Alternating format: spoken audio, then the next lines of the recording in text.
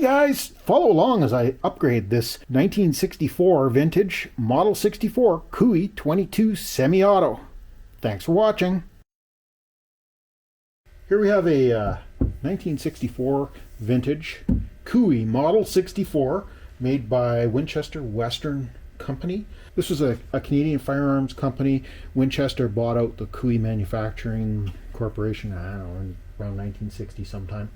Anyways, this is a 1964 Model 64. It's from the first year they came out. The reason we know it's a 1964 model is because there's no A, B, C, D attached to the model number. This is the clip for it, and unfortunately the Model 64 and the 64A had a bit of a chronic problem. You can see here that there's a plastic tab on the side of the clip, and you'll see that there's supposed to be another one here that is busted off. This is just plain old plastic, and they broke fairly easy. I'm going to guess it's some kind of ABS, and those tabs broke off fairly easily. When they do that, the clip does not stay in the gun properly, does not seat properly, and it tends to misfeed when you're trying to fire the gun. Kind of a downside to this particular model, but there is an upgrade kit available. Here we have a modern Savage style clip and receiver. Clip locks in, and it's a matter of installing this into this gun. A little bit of history on Cooey and on the Model 64. Cooey started back in the mid-20s. It started off a very simple but robust version of a single shot 22. It was considered, basically the kid's first gun kind of a thing. And it continued on. The original designer, and I forget the exact name, retired sometime, I think, in the 40s. His son took over the company. In the mid-50s, the son was killed in a car accident, and the original owner had to come back out of retirement. He then sold the company to Winchester, and it became Winchester Western Canada. Then in 1979, Winchester Western shut down the Cooey factory in southern Ontario, and the Model 64, and I'm guessing the single shot 22s, transferred over to Lakefield.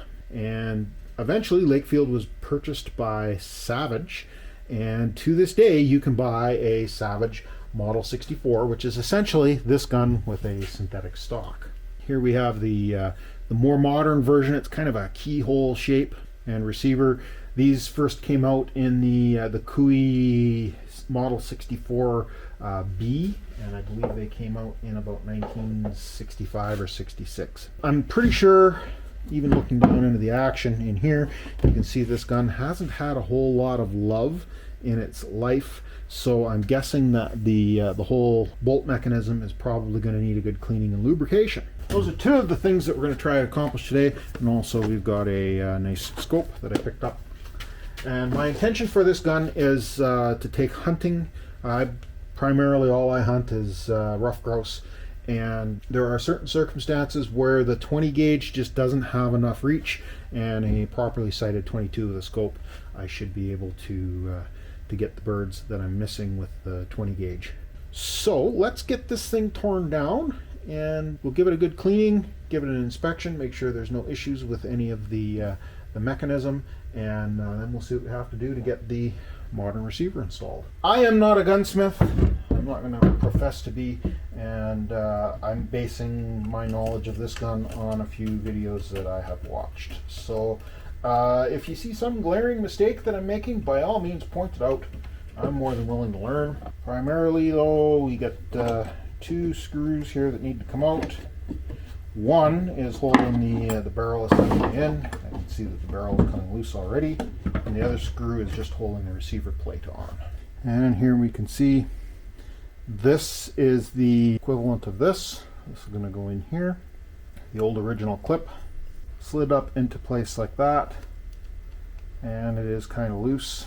The rounds would get pulled into the chamber, which is here with the bolt when it slid forward. Trigger mechanism is on the bottom. Actually, once I get it all apart here, I'm not seeing too much in the way of dirt, but definitely down in here you can see some dirt. So our next step is we've got this screw back here and this one up here that hold the receiver and barrel together. going to be careful not to chew this up.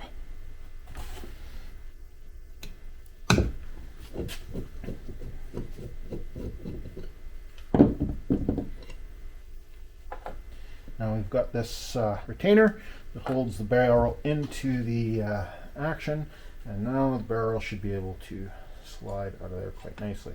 We've got this spring on here that we don't want to lose. You can kind of see how there's a bunch of grunge on there. We'll get this all cleaned up. Now that we've got the barrel out, we'll take these 3 screws out. Again, being careful not to chew up the heads of the screws. This one at the back is actually loose.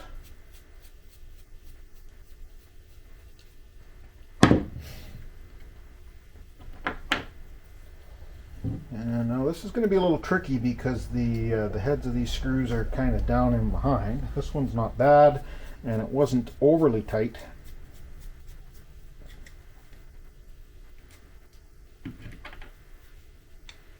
This one, oh, it's not overly tight.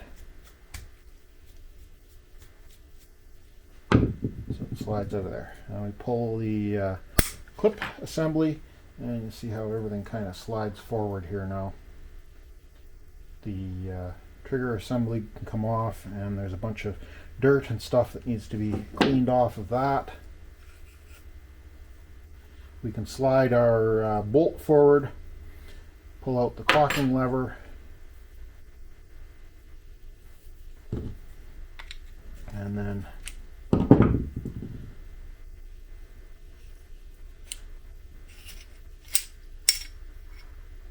this whole mechanism can come out of here.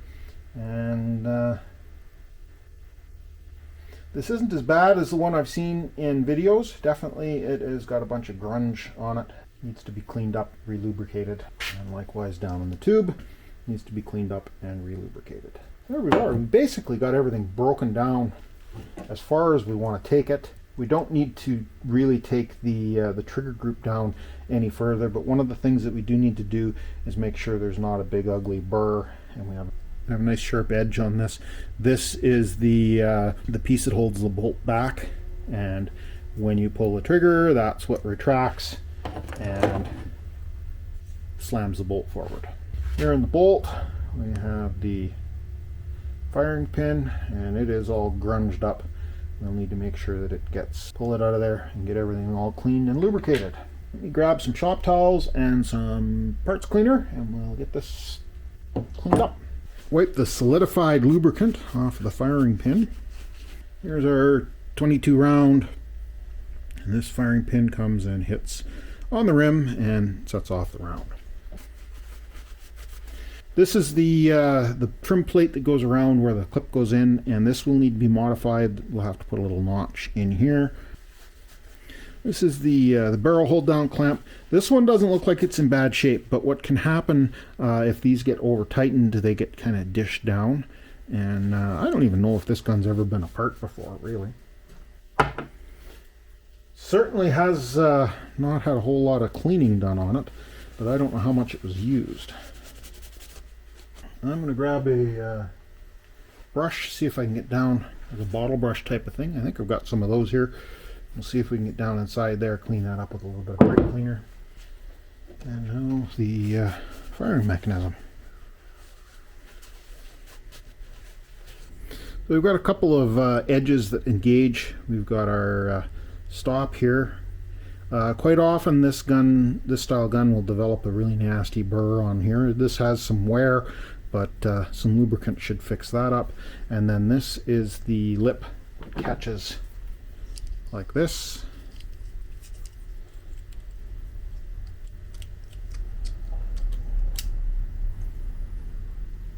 And when you pull the trigger, this slams forward, pushing the firing pin and firing the round.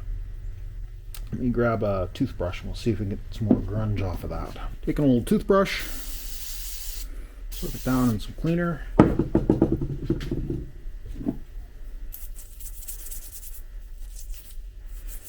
Get into all these grooves and clean everything up. You can kind of see this gray. I'm guessing that is, to a certain degree, has some lead in it. Probably some burnt gunpowder as well. We'll get all that cleaned off as best we can. And for those of you who are so inclined, remember Proposition 65 in California, it says lead is hazardous material. I will be sure to wash my hands thoroughly before I eat anything. And one last item I forgot to wipe down is that spring. This spring works in conjunction with the cocking lever so that it pushes it back so that it is capable of firing. Now I think it's time to start some reassembly. What I'm going to use for lubricant is Hoppy's number 9 lubricating oil. It's a spray. The trick with lubricating firearm is that you want to put an adequate amount of lubricant on to prevent wear and tear on the gun, but at the same time you don't want to put too much on that's going to cause jamming or gumming up of the works. So a light coating. I'm going to say all over the bolt assembly. We've got our firing pin that is going to go into its notch here. Bolt assembly slides down. We take our cocking lever, slip it in, and wipe off any excess. We push the cocking lever down into the safety slot, and that will give us an opportunity to put everything else together. Trigger assembly. And we need the assembly bolt that does not have a hole in the center of it. We have our new style clip receiver that goes in place. Comes with the with new Phillips screws.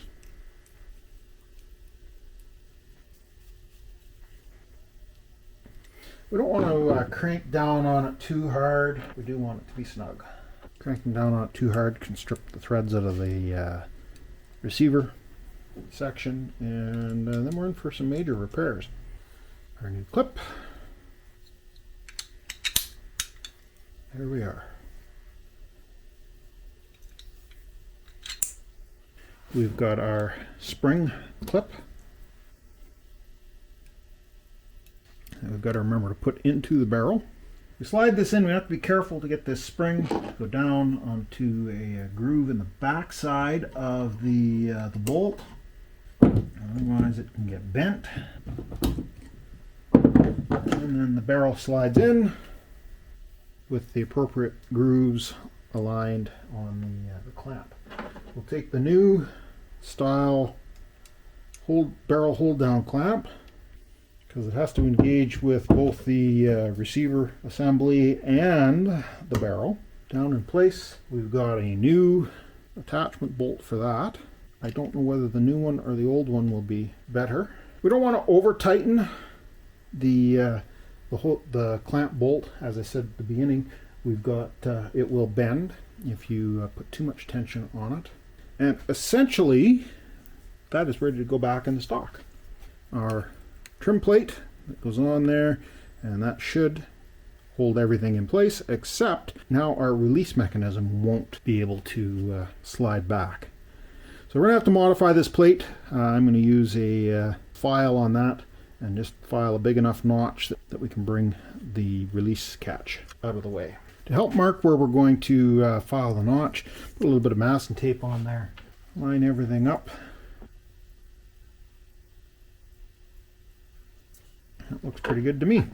We'll give that a little file. I'm not necessarily going to go as far in as what I've marked. I'll just go in probably halfway, see how much clearance we have for the release mechanism.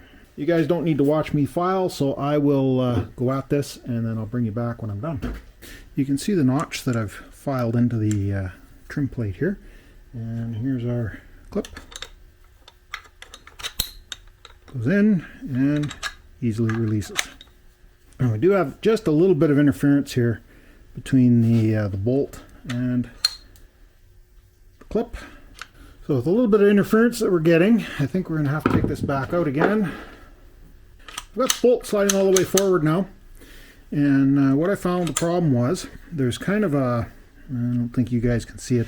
It's almost like a saw cut that's been taken out of the bottom of the bolt there, and whether it's just manufacturing tolerances or whether it is just the difference in switching from the old clip to the new one, the back edge of the clip was catching on the kind of the taper from the saw cut. So now with a little bit of filing on there, clip goes in, and now the bolt goes all the way forward.